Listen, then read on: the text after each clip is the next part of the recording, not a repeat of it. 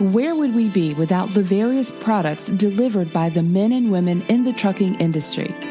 Healthy Conversations in Trucking podcast is a platform for professional long-haul truck drivers to share their journeys over the road, educating listeners about the trucking industry and lifestyle.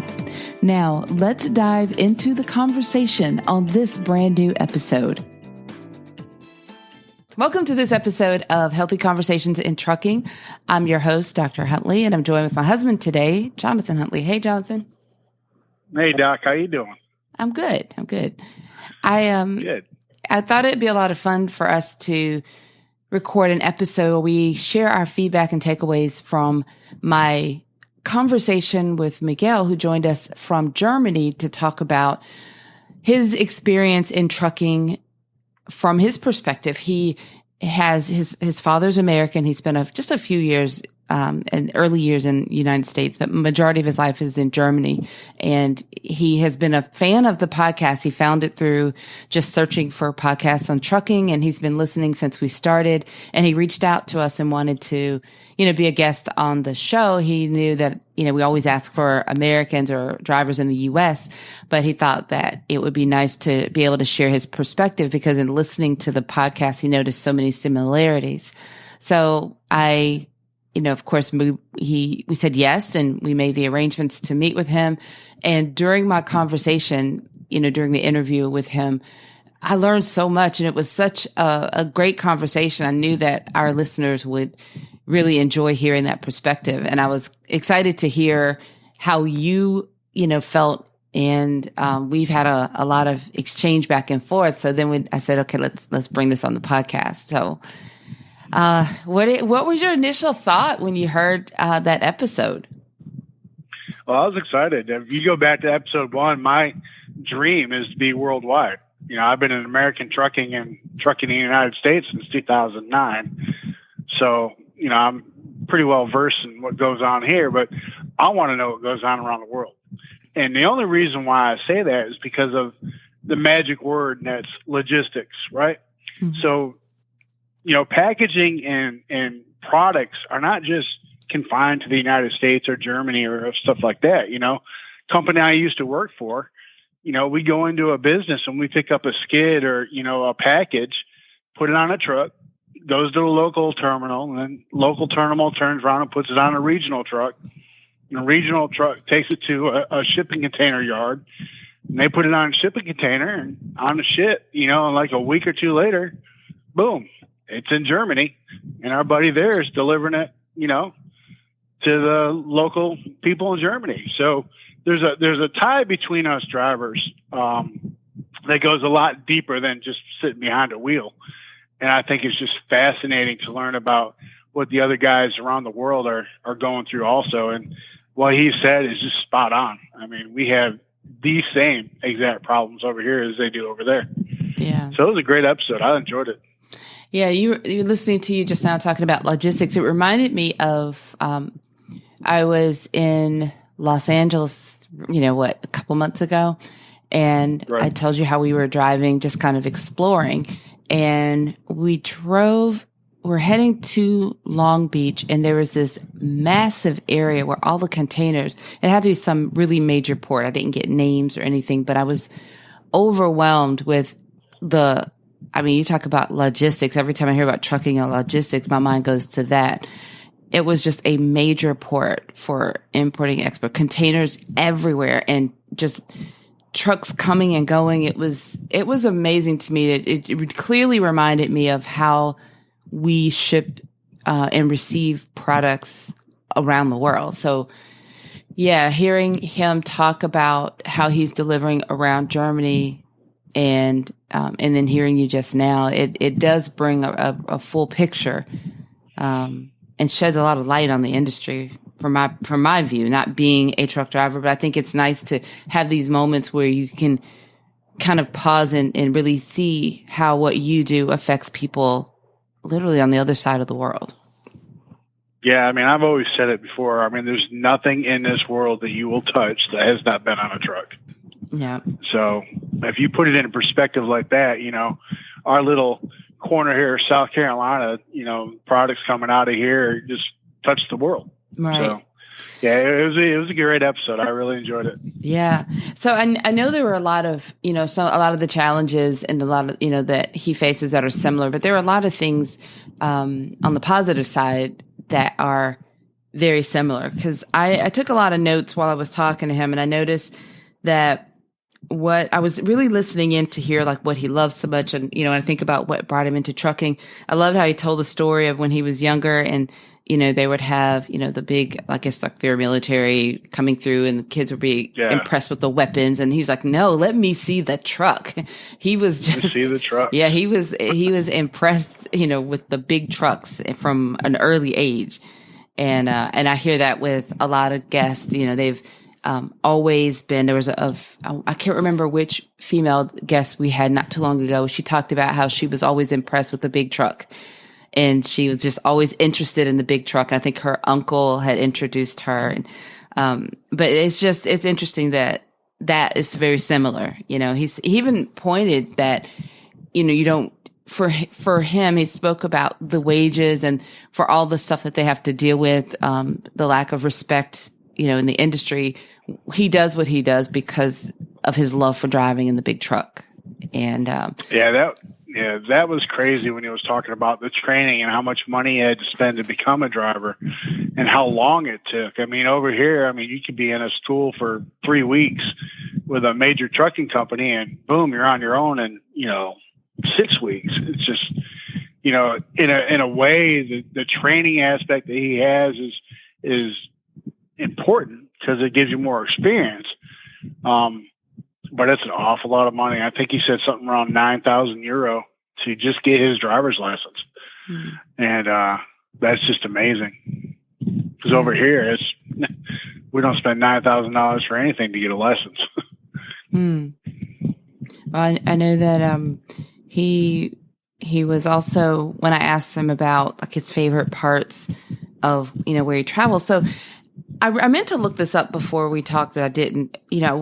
I worked with a lot of European colleagues. The company I worked for a few years back was based in the UK, and most of my coworkers were, in the UK or nearby. So we talked on a regular basis, and I got to hear a lot of stories about how they, for the weekend trip or for their holiday, they would, fly over to Germany or, they'd go to France or they'd go to Italy, and it was just like so casual. And I think that we often forget how large the United States is. So our individual states are often the size of some of the countries in Europe. So when he's talking about driving around Germany, I wanted to look up and see which of our states would be, a comparable size. But it was just interesting. So he is, he does spend the night in his truck several days a week, and then he's home on the weekends, but he's still driving, he could get across the whole country in a day. So that was just, right. Putting in a lot of things in perspective. Yeah. It sounded like, he would be more of a regional driver over here in the United States. Cause the United States broke up into regions. You got Southeast, the North, the Midwest, the West Coast. So it would probably be, in my experience, staying here in South Carolina and driving maybe to Alabama or, Mississippi, then, spending the night and coming back, in the southern route area is what it sounded like to me. It's just that the country size is small compared to the geographic, like that would be equate to like a region. But he did say it's called extended short distance. Extended short distance, yes. Yeah, we that would be something we would love to have over here, extended short distance. I think a lot of drivers would jump on that in a heartbeat.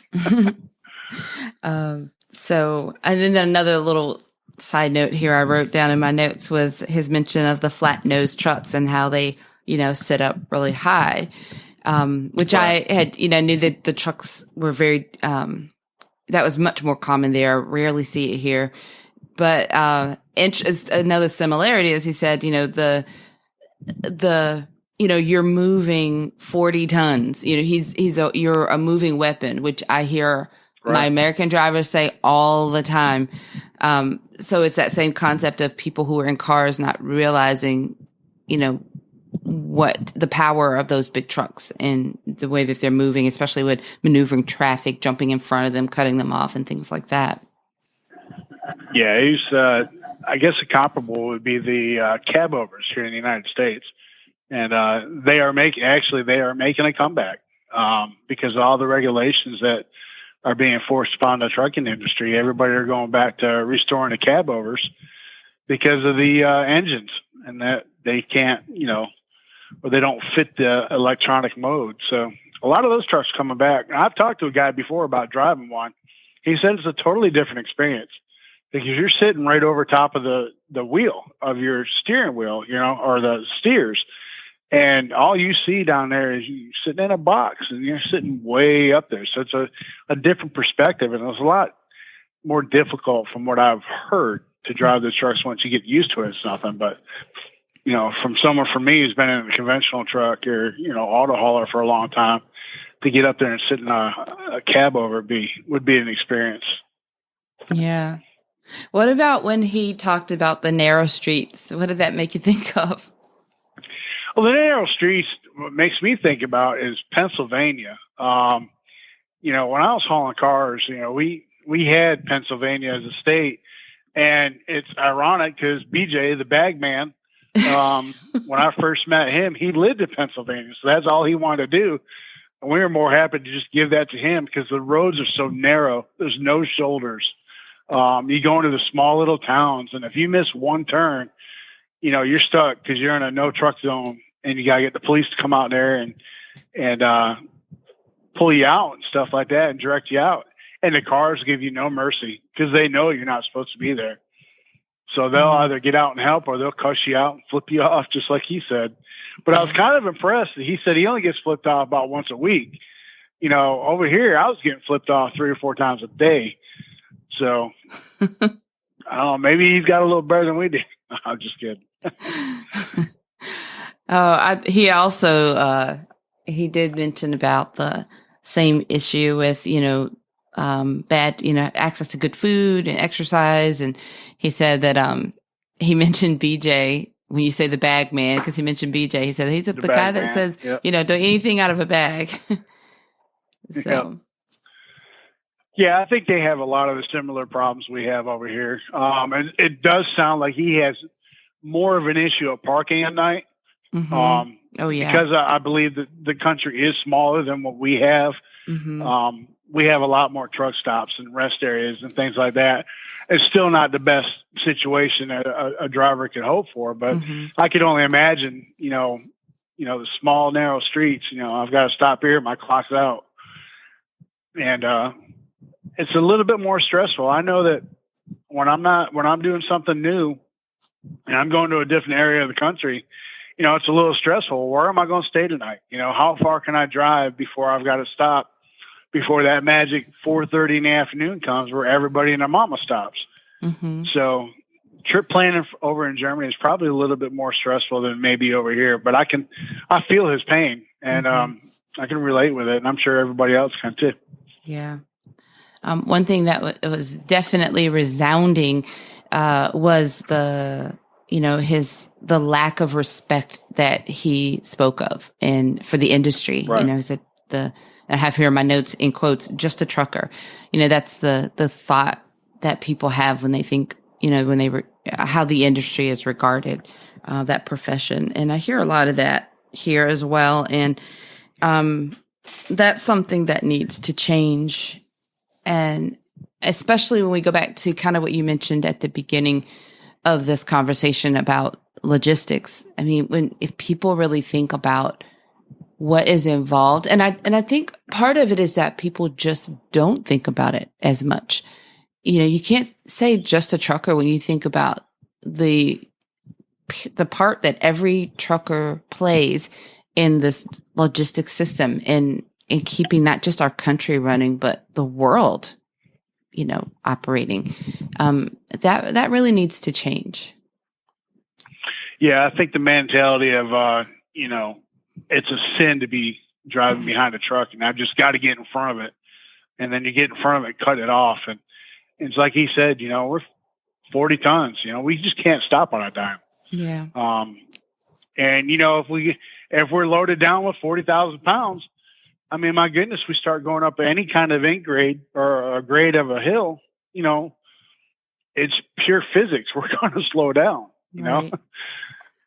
So there's a lot of room for improvement from how people operate their cars around trucks and their respect on the highway, their respect for the profession, just on all levels. Yeah, I think a couple of drivers have mentioned it also. I think that, you know, when these kids are, you know, 16 and like my son, he was 15 when he got his permit, they need to sit through a class, and they need to, part of the driving education needs to be trucks. Mm-hmm. They need to realize and understand how massive these trucks are, and, you know, what could mean if you decide you want to let's play brake check with truck, you know, mm-hmm. the consequences of doing stuff like that. I think the more education and the more education worldwide, I think it would make the industry a lot better. And not only that, but, you know, I think, you know, here comes the rabbit hole, but insurance rates would go down, and, you know, wages would go up because less accidents, you know, more money in people's pockets. So, yeah. Well, I just wanted to take a few minutes and chat with you about, you know, just the takeaways. I think it was a great conversation. I really enjoyed it from my perspective, and I think I like how he posts some questions for his American colleagues. And if you're listening to this now and you have not heard that episode with Miguel, it's the episode right before this one. So make sure that you go back and listen to it. And then I also encourage you to reach out to us through our website, healthyconversationsinTrucking.com, or just HCITpodcast.com. We'll get you right to our website, and then click on Be a Guest. And it's super easy to fill in a little information and schedule a time for a call so that you can come on the podcast and share your story. Share with us what you like about trucking, and, you know, what brought you into the industry, and what you do and what you haul. We'd love to hear from you. And the more stories that we share, the more conversations will be encouraged. And I think this will become a part of, you know, this positive change that we speak about. But I know from just a personal, selfish perspective, I enjoy hearing the stories. I learn something every single time I interview a guest and meet with someone new. Yeah, I'm especially excited about being worldwide. You never know who's listening. So, yeah, you know, someone get out here and just tell your story, and, you know, someone from Australia or Europe or something will say, hey, I can recognize, I adapt to that guy, the bag man. Yeah, I understand that. So become popular. So be a guest. Yeah. So you've mentioned the bag man. That is BJ. And I'll just let you guys know that I'm looking it up right now. Let's see. BJ was episode number 3. So he was at very beginning. And so if you scroll back, you'll be able to find it. And the title of that episode is Hauling Cars in Eastern America with BJ Ferrara. So please check that one out. He had a lot of really good tips on that show. And several people since then have referred to BJ. So I may have to bring BJ back on the podcast at some point for a follow-up. I'll call him here in a minute. So thank you all for being a part of this podcast community. Be sure to go to the website and schedule a time to be a guest on the show, and please share it with your friends and colleagues as well. So thank you again. Yes, until next time, have a great rest of your day. Thank you for listening to the Healthy Conversations in Trucking podcast. Learn more or be a guest on a future episode by visiting healthyconversationsinTrucking.com or simply HCITpodcast.com.